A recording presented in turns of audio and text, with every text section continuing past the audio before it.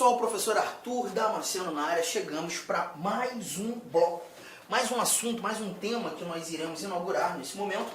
Agora nós conversaremos sobre os chamados direitos políticos, assunto que nós encontramos na nossa Constituição, do artigo 14 ao artigo 17, conforme a nossa apresentação aqui, né? Vamos lá, vamos matar aqui de imediato o que o caput do artigo 14 nos apresenta, deflagrando esse assunto direitos políticos. O que temos?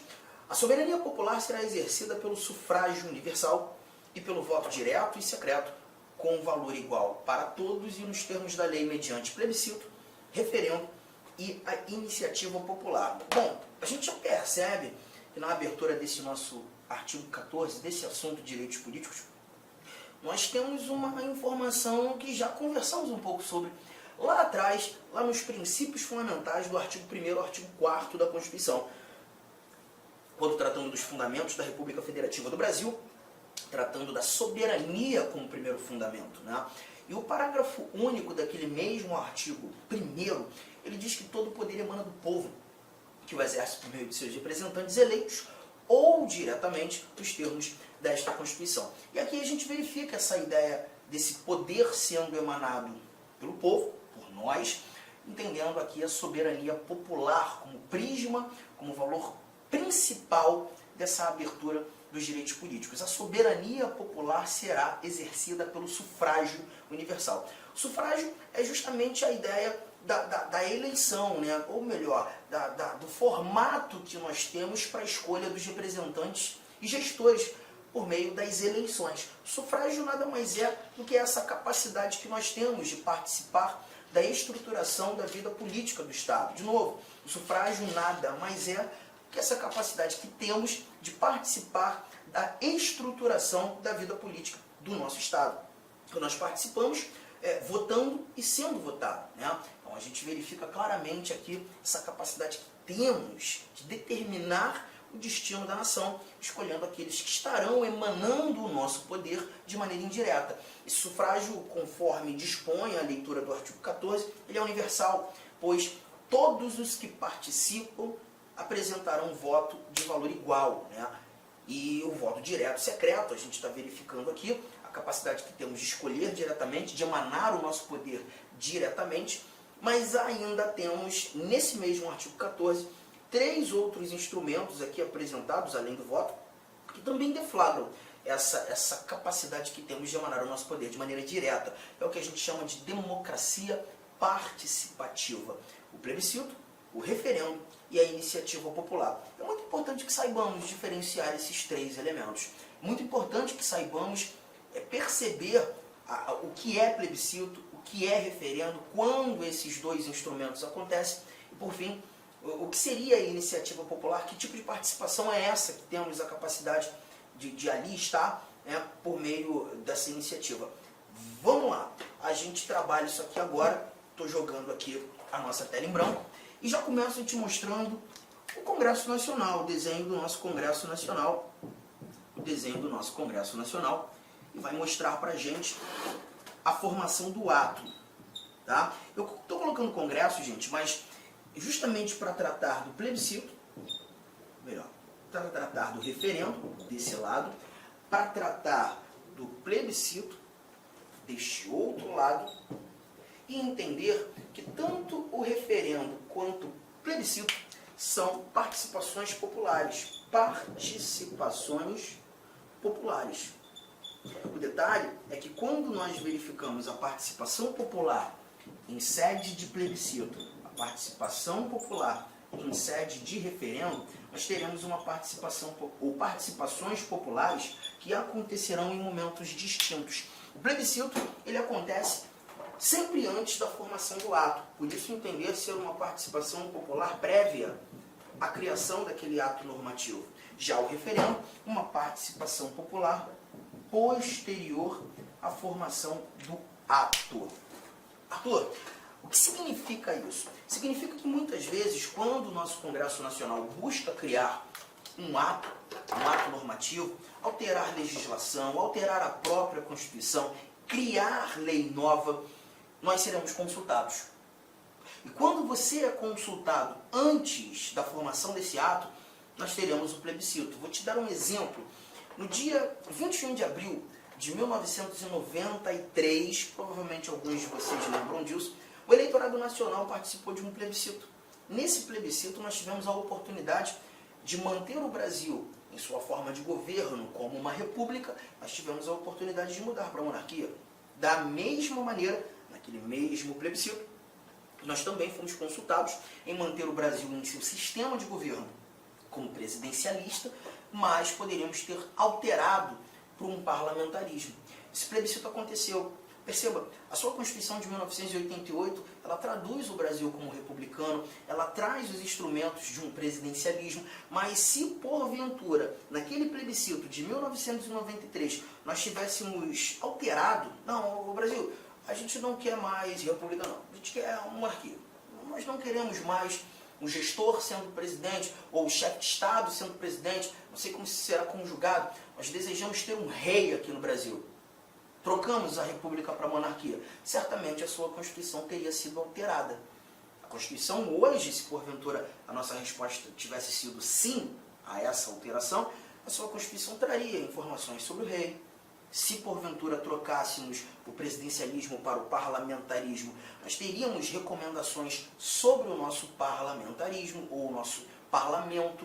Então tudo isso iria acontecer se a nossa resposta tivesse sido sim às alterações. Essas alterações não aconteceram. A Constituição não foi alterada por meio de emenda constitucional. Por quê, Arthur? Porque a nossa resposta foi não. Então, quando a gente participa de um plebiscito, nós temos aqui uma participação popular prévia. A criação de lei, a criação de emenda, a alteração da legislação. A sua fala, o seu sim, o seu não, a sua resposta, acaba sendo determinante para que tudo isso ocorra. Já no referendo, não. O referendo ele acontece depois da formação do ato. Então, significa que o Congresso Nacional, nosso poder público, já criou a lei, já alterou a Constituição, mas essas alterações, essas criações, elas precisam ser ratificadas pelo eleitorado. Então, o Congresso já fez a parte dele, mas, de novo, gente, isso pode acontecer em âmbito estadual, isso pode acontecer em âmbito municipal. Podemos ter um referendo, um plebiscito num estado apenas, um referendo, um plebiscito num município apenas. Mas aqui eu estou trazendo no meu exemplo o Congresso. O Congresso cria a lei, altera a Constituição, faz aquilo que tem a pretensão de fazer, cria o ato. E nós participamos em momento posterior para justamente ratificar essa criação. A vigência dessa lei, dessas regras novas que surgiram, elas vão depender do nosso crivo. E nisso a gente percebe claramente uma emanação direta de poder. Direta de poder tanto no plebiscito, direta de poder quanto no referendo. É importante lembrar que a nossa Constituição, ela traz sim alguns momentos em que o plebiscito ele precisa acontecer. Nós veremos isso inclusive quando estudando a organização do Estado, as competências das unidades da Federação, a estrutura político-administrativa da República Federativa do Brasil. Mas em regra geral, e aqui nesse momento é só para te mostrar o que é plebiscito, o que é referendo, em regra geral, o que temos é o Congresso Nacional, o Poder Legislativo, convocando o eleitorado para a participação do plebiscito, para a participação do referendo. Legal, tudo bem. Bom, avançando, nós também precisamos tratar da iniciativa popular. A iniciativa popular também foi citada. E quando levando em consideração a iniciativa popular, aqui nós estamos tratando da capacidade que você tem, que eu tenho, de apresentarmos projetos de lei ao Poder Legislativo respectivo. Nossos projetos de lei podem sim se tornar leis, porém, algumas regrinhas precisam ser cumpridas para que possamos iniciar o processo legislativo. Não se confunda, a iniciativa popular nada tem a ver com a ação popular. A iniciativa popular é a apresentação de projeto de lei. A ação popular é uma ação judicial, remédio constitucional, que faz controle da administração pública. Bom, vamos lá falar um pouco sobre essa iniciativa popular. Eu vou trazer alguns detalhes importantes que você precisa saber. Se a tua pretensão é apresentar um projeto de lei ao Congresso Nacional, esfera federal, as regras dessa iniciativa popular são apresentadas para a gente no artigo 61, parágrafo 2º da Constituição. E mais, A apresentação ela deve ocorrer na Câmara dos Deputados, porque você sabe muito bem que o nosso Congresso Nacional ele é composto de Câmara e Senado, mas você tem o endereço certo. Você conduz o seu projeto, protocoliza o seu projeto no Congresso, na Câmara dos Deputados. Câmara. Mas você só vai poder fazer isso depois de ter certeza que você reuniu 1% de assinaturas, 1% de assinaturas do eleitorado nacional. Se hoje giramos em torno de 150 milhões de eleitores, você já percebeu então que essa regra vai te exigir reunir, subscrever seu projeto com pelo menos 1,5 milhão de assinaturas. É coisa pra caramba. Se fosse só isso já seria difícil. Mas não é só isso não. Você vai ter que distribuir esse quantitativo de assinaturas por pelo menos 5 estados. E em cada um desses estados você vai ter que atender 0,3% de assinaturas de cada eleitorado estadual, que você escolheu distribuir. Por exemplo, se você buscou distribuir assinaturas no Mato Grosso do Sul, Goiás, Tocantins e Amazonas, você vai ter que levar em consideração o eleitorado de cada um desses 5 estados e atender pelo menos 0,3% do eleitorado de cada um desses 5 estados. Somente assim você garante legitimidade para apresentar seu projeto de lei lá no Congresso, precisamente na Câmara dos Deputados, tá? E aí o processo legislativo vai acontecer naturalmente. Os deputados vão deliberar, aprovar o projeto, mandam para o Senado também vai deliberar, alterações podem acontecer, teu projeto pode ser rejeitado, tá? Então é o que temos aqui, apenas a apresentação do projeto. Ah, mas eu não estou querendo levar projeto de lei para o Congresso, não. O projeto de lei que eu preparei trata de um assunto de competência estadual. Então eu gostaria de levar para a Assembleia Legislativa do meu estado. Não, o assunto é de competência municipal. Eu gostaria de protocolizar o meu projeto na Câmara Municipal, na Câmara dos Vereadores do meu município. Posso? Você pode também. Só que, fique esperto, a Constituição Federal, deixa eu começar com esse dado aqui, ó. A Constituição Federal, quando tratando da iniciativa popular na esfera municipal, aquela casa legislativa que está próxima de você, o artigo 29, inciso 13, ele nos apresenta que você precisa reunir 5% de assinaturas do eleitorado municipal, do eleitorado do seu município, né? Então, é possível sim, a porcentagem é outra, mas o mundo também é diferente, né? Porque você só leva em consideração os eleitores registrados, um alistamento eleitoral no seu município. Tudo bem? Estado, Arthur, também tem? Tem, mas aí, quando você fala da esfera estadual, você vai ter que levar em consideração um detalhe que a Constituição te apresenta no artigo 27, parágrafo 4º. O artigo 27, parágrafo 4º, ele traz pra gente que o Estado vai criar as suas próprias regras. Então, a regra da iniciativa popular nos estados não está na Constituição Federal. A Constituição Federal apenas diz que é necessário existir, sim, nos estados, os requisitos e o instrumento da iniciativa popular. Mas as regras ficarão a cargo de cada estado. Então, a Constituição do Estado aqui do Mato Grosso, você tem a regra do Estado.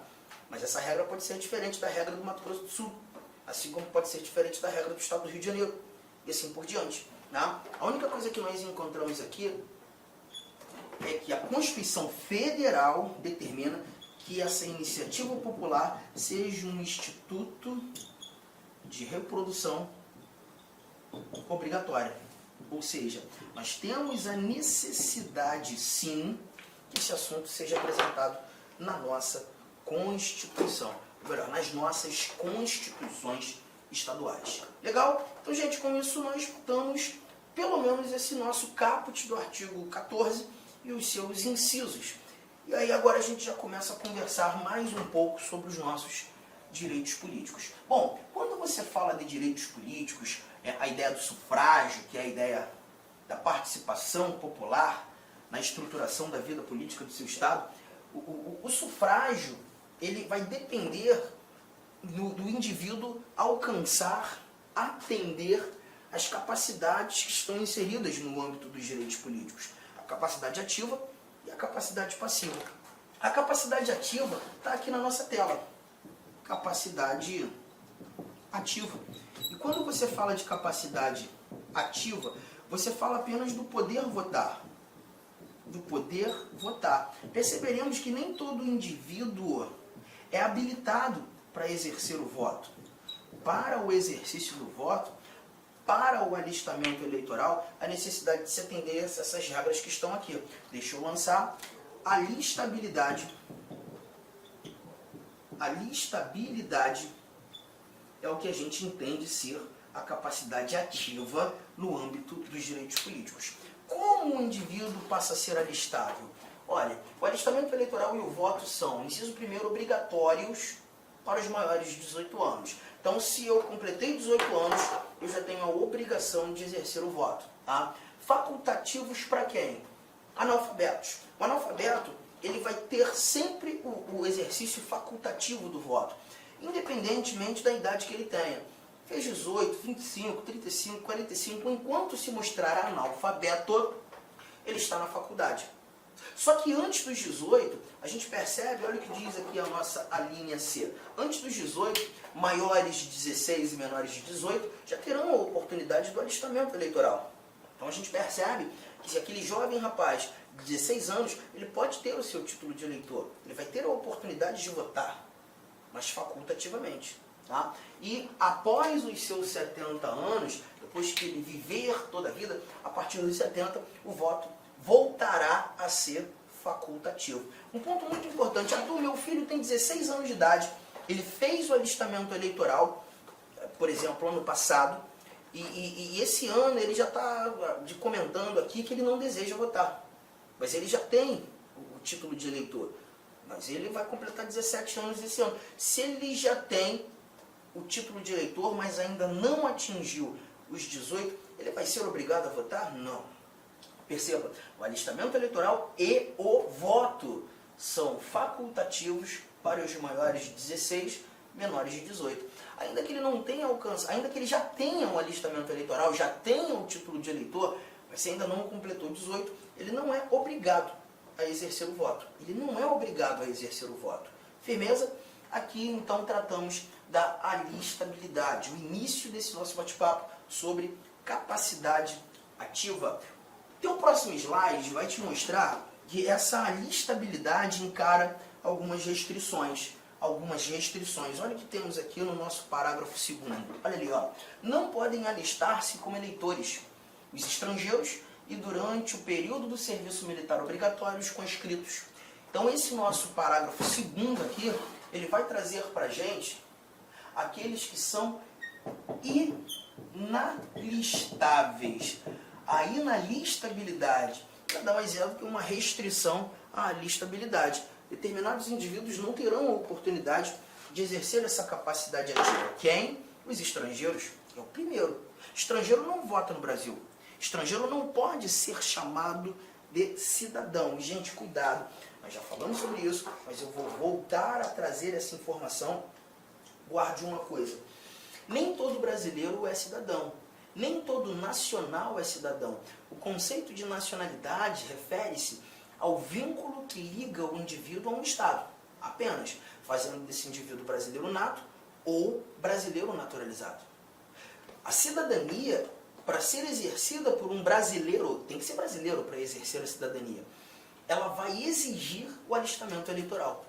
Então só poderá ser considerado cidadão no Brasil aquele indivíduo que já alcançou os seus 16 anos, pelo menos 16 anos, como vimos aqui no slide anterior. 16 anos, o alistamento já é facultativo, obrigatoriamente a partir dos 18. Juntos até aqui? Então, cuidado com esse detalhe, tá? Outro ponto importante, conscritos. Os conscritos também foram aqui apresentados como inalistáveis, né? Além dos estrangeiros, os conscritos. Arthur, mas quem são esses conscritos? Os conscritos, pessoal, são aqueles militares que estão no exercício do serviço militar obrigatório. Se o indivíduo é conscrito, ele não pode votar. Se ainda não fez o alistamento eleitoral, ele não poderá fazer enquanto durar a sua conscrição, tá? Agora, toma cuidado, nem todo militar é conscrito. Nem todo militar é conscrito.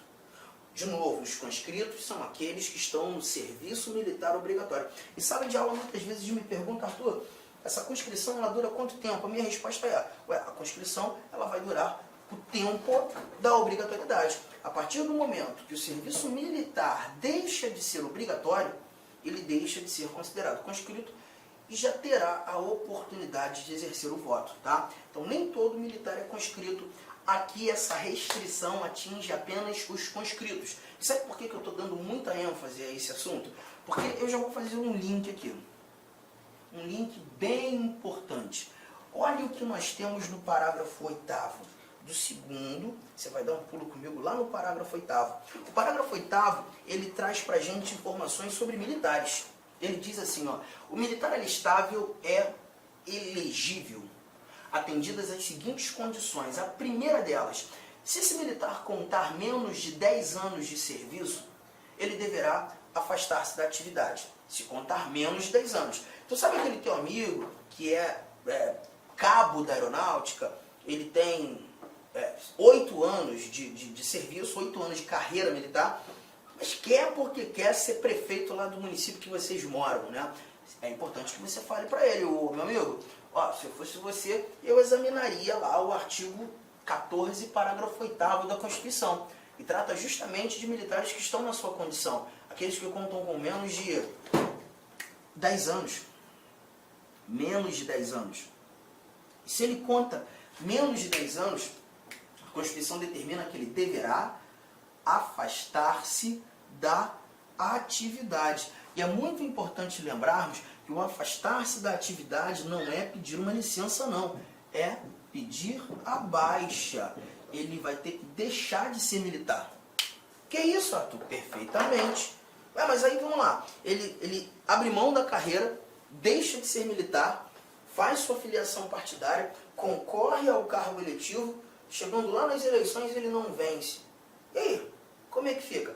Como é que fica que ele vai ter que entrar aqui, né, em contato com a LAC Concursos e buscar uma nova preparação, uma melhor preparação, mas eu tenho absoluta certeza que se ele comprar os nossos cursos, ele vai ser aprovado muito rapidamente em outro concurso, porque no militarismo, pelo menos o cargo que exercia antes de pedir baixa, ele não volta não, pelo menos automaticamente não volta não. Fechou? Pois é um risco, né? Então não é jogo, Arthur, ele tentar cargo eletivo se ele conta com menos de 10 anos. Eu também acho que não. Seria melhor ele esperar para atender o segundo inciso aqui, ó.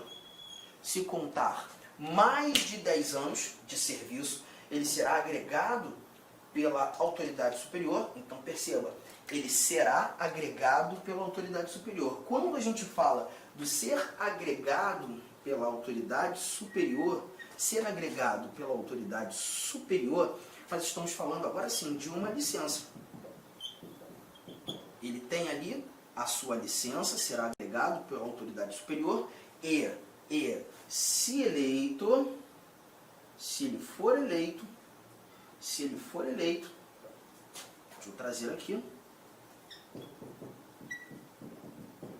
vitorioso, será ou passará automaticamente no ato da diplomação para a inatividade. Se ele for eleito, no ato da diplomação, ele se torna um militar inativo. No ato da diplomação, ele se torna um militar inativo. Arthur, isso é a reserva remunerada? Perfeitamente. Ele vai para a reserva remunerada. Né? Agora, cuidado. Se ele encara a licença, agregado pela autoridade superior, e não é eleito, ele não deixou a ativa. Ele continua sendo um militar da ativa. Ele volta a exercer as suas atribuições. Ele não pediu baixa. Ele só deixará a ativa se ele for vitorioso. E aí, no ato da diplomação, ele será remetido à inatividade. Um ponto importante para você aqui. Gente, quando nós falamos de diplomação, nós não estamos tratando de algo simétrico à posse, tá? É importante, muitas questões misturam isso aqui. Mas muitas questões misturam isso aqui. A ideia da eleição acontecendo naquele mês de outubro. Após a eleição, nós teremos o ato da diplomação. Ele será diplomado. Em momento posterior à diplomação, ele toma posse. Nós sabemos que a posse acontece no ano seguinte ao que a eleição ocorreu.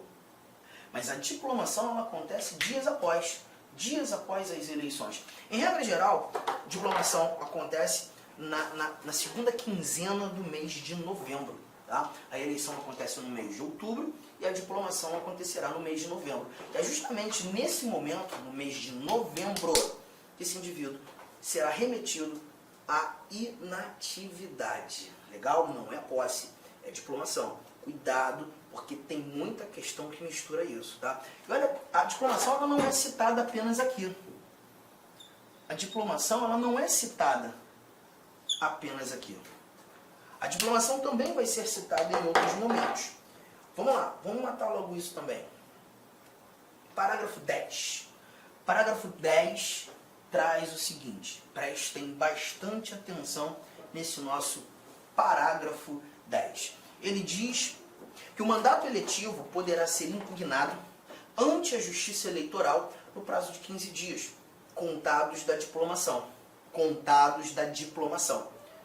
Com provas de abuso de poder econômico, corrupção ou fraude. Aqui a gente está falando da chamada ação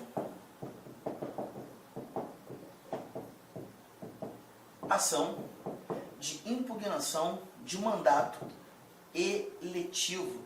Olá, meus amigos, inicialmente eu peço licença a vocês, pois interrompi os seus estudos, mas esse vídeo é um vídeo promocional da Lá Concurso, é um vídeo para você se deparar aqui com o nosso site. Se você quiser assistir o final desse vídeo, se você quiser assistir o PDF, quer fazer o curso completo, ponto a ponto do edital, super atualizado, enxuto, eu convido você a se matricular no nosso curso, tem um link aqui embaixo, o investimento apenas R$ 119,90. Para de reclamar aí que eu cortei o vídeo, cara, vai lá, tira o escorpião do bolso. Ah, não tenho, mentira, não acredito nisso, R$ 119,90, esse curso fabuloso aqui da Lá Concursos, o melhor custo-benefício do mercado, ali você vai encontrar, tá certo? Todo o conhecimento necessário e suficiente para você ser aprovado no concurso da Guarda Civil. Só depende de você. E ainda, você tem ainda a nossa metodologia do Personal Coach, que é o estudo e regime de metas. Bacana?